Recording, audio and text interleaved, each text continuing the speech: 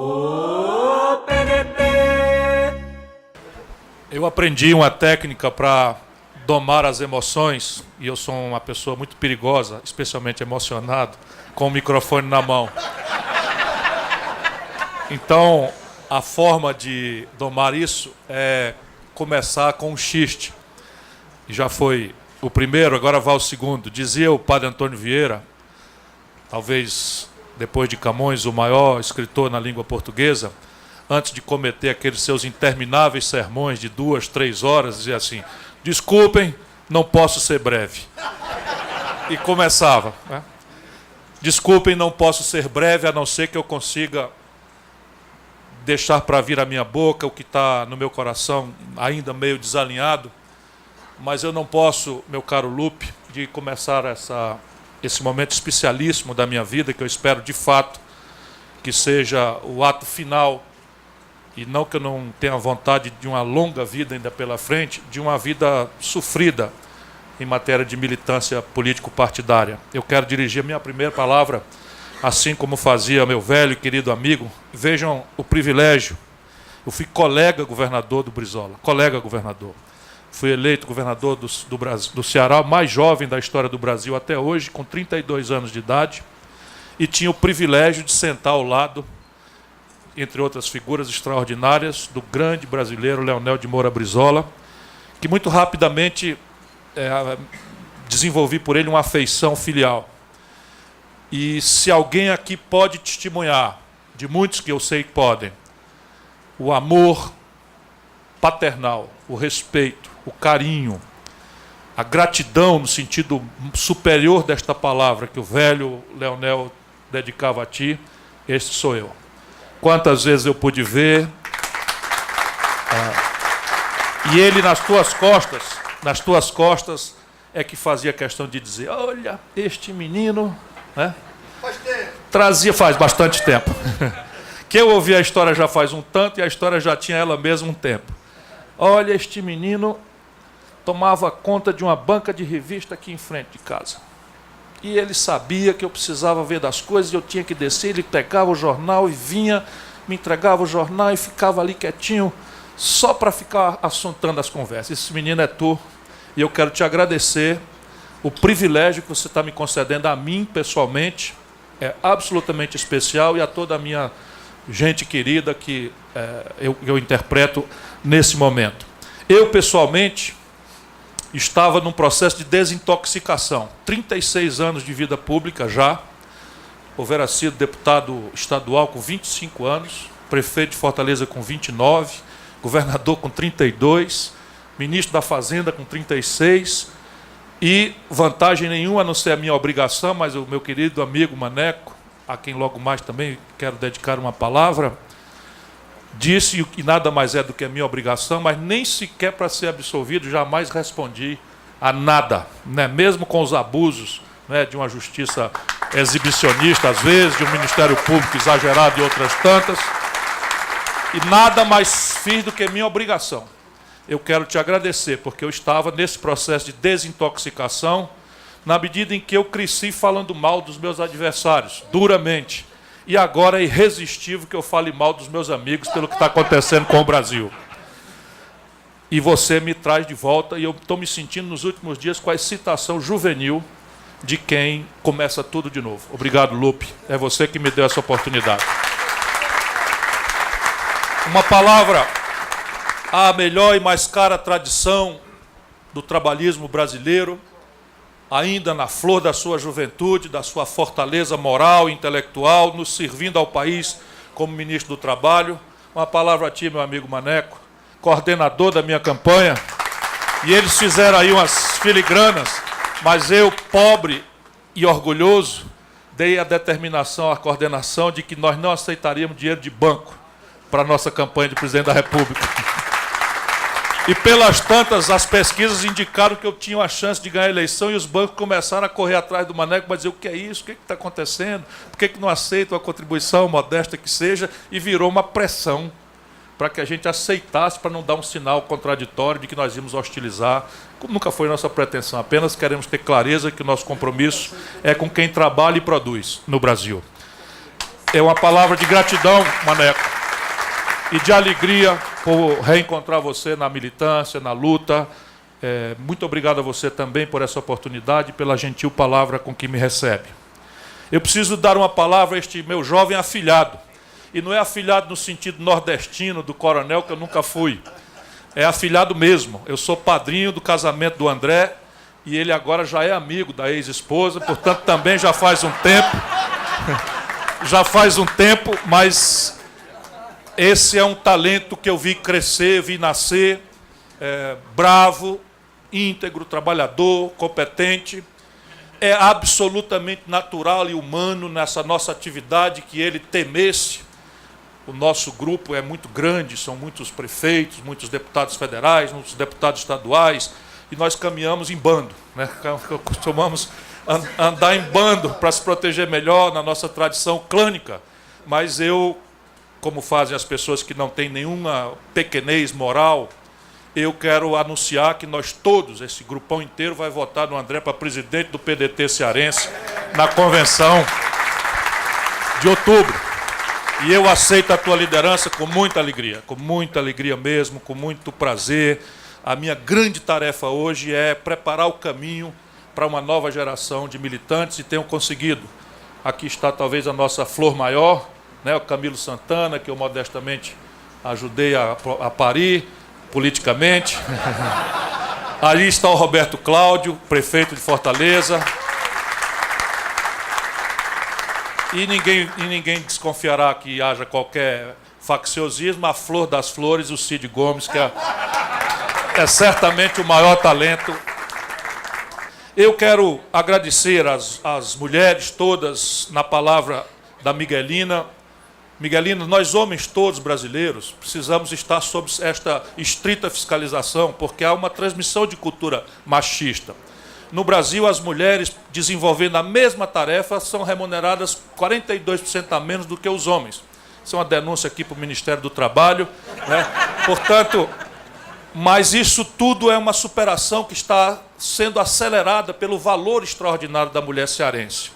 Mas se Leonel de Moura Brizola, esse velho e querido amigo que até hoje nos inspira, já tinha visionariamente percebido de que as organizações, se querem ser modernas, têm que dar passagem à liderança feminina, eu, quando jovem prefeito de Fortaleza e ainda jovem governador do Ceará, fiz o que ninguém fez, nem antes e nem depois. Metade dos secretários, numa e noutra experiência, eram mulheres.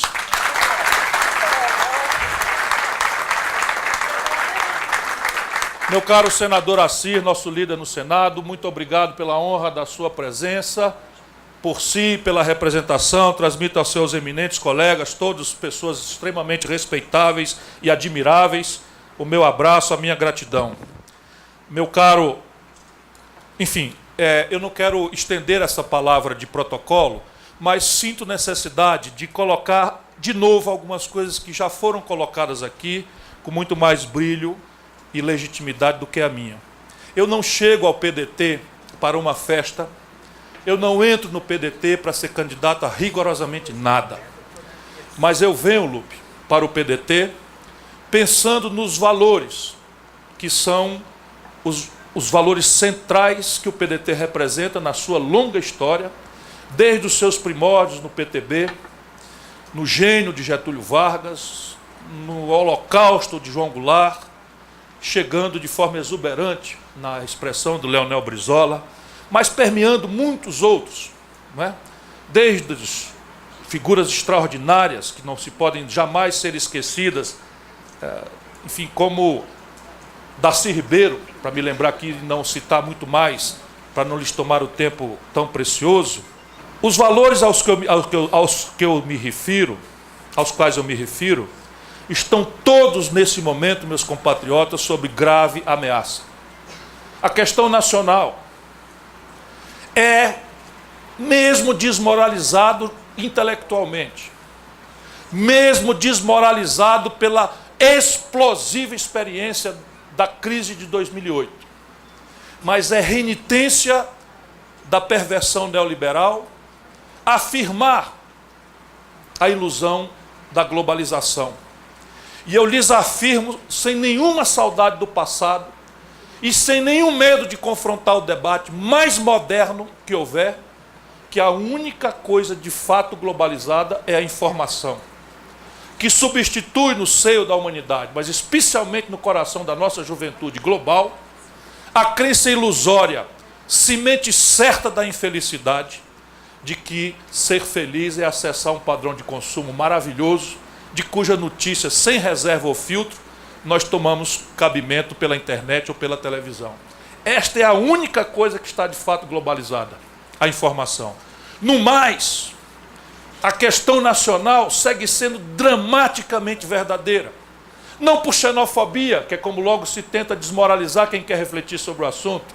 Não por isolamentos nacionalistas, exóticos, que já foram parteiro de coisas muito desagradáveis para a humanidade. Não, não é disso que nós estamos falando. Estou falando da condição mesma de empreender, de trabalhar, de produzir, de pagar salários, de pagar previdência, de pagar impostos, de financiar o Estado Nacional e suas políticas essenciais na saúde, na educação ou na polícia, se quisermos ficar apenas nas expressões mínimas do Estado, dos Estados, mesmo nas suas expressões reduzidas. As condições de empreender não são globais. Pelo contrário, cada dia mais passa e eu fico chocado como é que frações das elites brasileiras têm a descompostura de afirmar na cara da freguesia o oposto que a realidade nos impõe e ainda ter força num governo de raiz popular, democrático e progressista, como é o nosso governo. É simples de falar, é simples de perguntar. A taxa de juros, condição essencial ao ato de empreender, é global ou nacional? Assim, a taxa de juros no Japão hoje é negativa. Um jovem que está na universidade, que queira empreender no Japão, sai da universidade, toma dinheiro emprestado e paga no fim do ano 95 de cada 100 reais que tomou. Hoje, na Suíça, se você quiser depositar dinheiro, limpo. Paga-se uma taxa de administração aos bancos porque o juro é negativo. Na zona do euro, o juro é menor do que a inflação. Nos Estados Unidos da América, epicentro da retórica capitalista e liberal, a taxa de juros hoje é negativa. E no Brasil, um conterrâneo do Queiroz, lá no Santarém, desconta uma duplicata 2,5% ao mês para competir com o estrangeiro que desconta uma duplicata a 2% ao ano, com inflação de 5%. A condição de empreender, essencialmente, depende do estágio de maturidade tecnológica. E a pergunta simples que se faz, o domínio tecnológico é global? O Brasil é contemporâneo, sob o ponto de vista do manufaturado, das pontas tecnológicas do mundo, em eletroeletrônica? Todos aqui carregamos 1, 2, e eu que sou louco carrego 3 aparelhos de celular, estou falando num microfone, tudo isto na eletroeletrônica o Brasil não sabe fazer. E pagamos inteligência numa conta superior a 10 bilhões de dólares. E isto intrinsecamente é uma variável da educação. Brizola, Darcy, já diziam tão clara e efusivamente. É quanta matemática se dá ao conjunto da sociedade, a parteira da engenharia, da inovação e, portanto, da tecnologia. E se paga de royalties já para cima de 10 bilhões de dólares ao estrangeiro. A condição de escala, meus compatriotas, desculpe, eu não posso ser breve, eu avisei. A China produz numa única fábrica em Shenzhen 1 bilhão de camisetas por mês.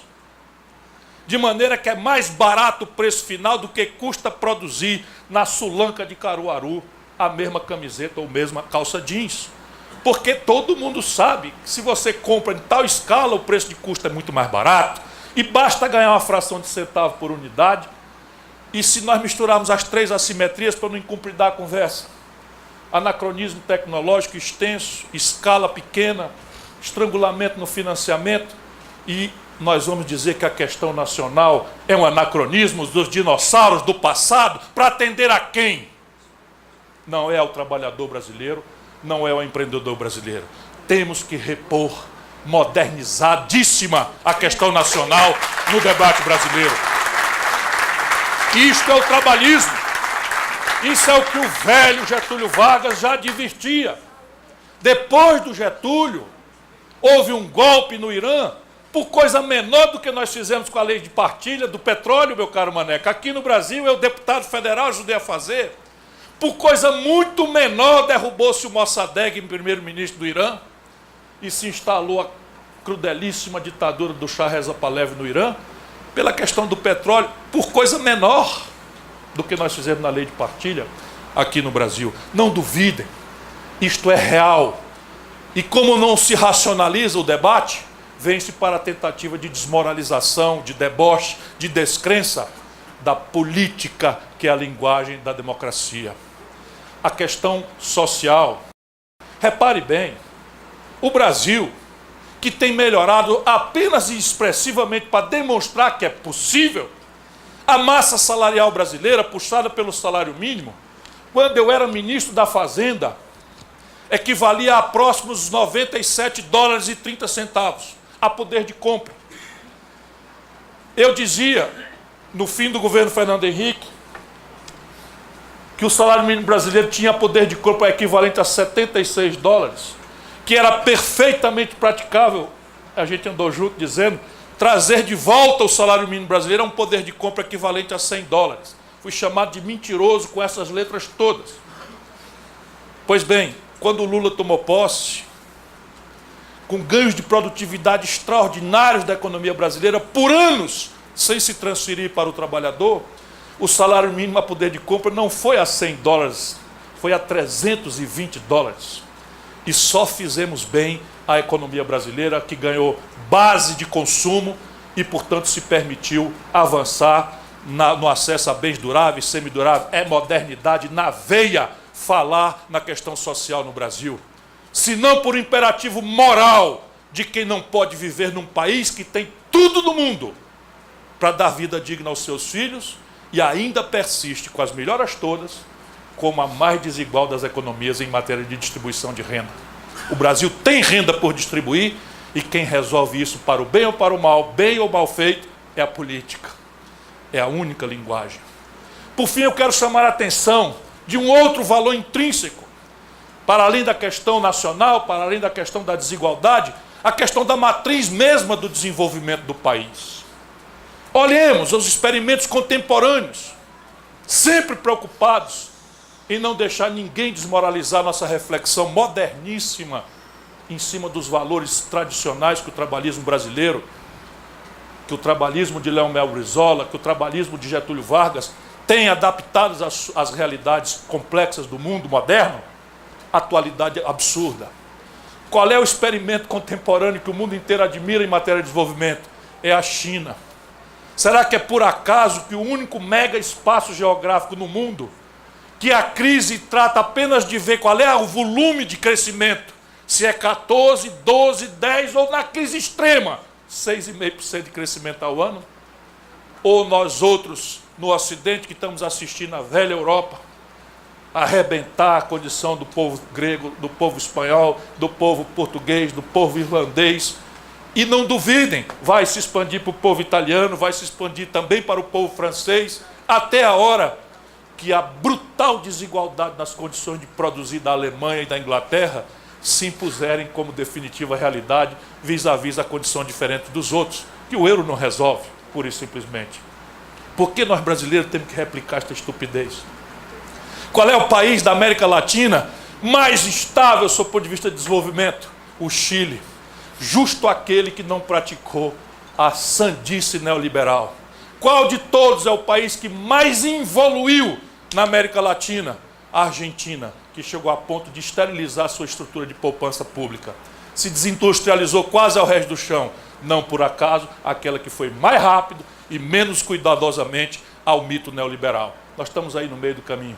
Mas a matriz de desenvolvimento brasileira precisa recelebrar as virtudes, os valores, com métodos modernos, evidentemente, do que se chamou no passado nacional desenvolvimentismo. Por um simples fato, o espontaneísmo individualista das forças de mercado, meus compatriotas, jamais produziu sozinho nenhum experimento civilizatório de êxito. Jamais! Alguém pode chocar para mim o sistema norte-americano, a não ser que não conheçam a força da encomenda governamental, enfim, da substituição de importações, a pretexto de defesa, a pretexto da corrida aeroespacial, seja do que for, ou como os americanos manipularam a ferramentaria que a sua retórica abomina para esconjurar a crise de 2008, cujo epicentro foi lá. Não tenhamos perplexidade, eu não lhes quero aborrecer muito mais do que já estou fazendo. Eu apenas estou dizendo que não venho para o PDT, para nenhuma festa, venho para lutar. Não venho para o PDT como candidato a nada, mas venho para militar ao redor desse conjunto de valores. A defesa da questão nacional, a defesa de um modelo de desenvolvimento que tenha preocupação com quem trabalha e produz, e a intransigente, moralmente intransigente defesa da superação das desigualdades que nos apartam numa sociedade violenta, desigual, deseducada e doente, como é hoje a vida chocante das maiorias do nosso povo. Eu sei de quantos valores venho encontrar aqui. A eles quero dizer uma palavra. Não me vejam como concorrente, como competidor, não me vejam senão como um companheiro. Eu venho com uma experiência de 36 anos de manejo da vida pública, eu venho com uma vida limpa, o que nada mais é do que a minha obrigação, e venho rejuvenescido com a vontade imensa de ver o Brasil mudar. Muito obrigado a todos.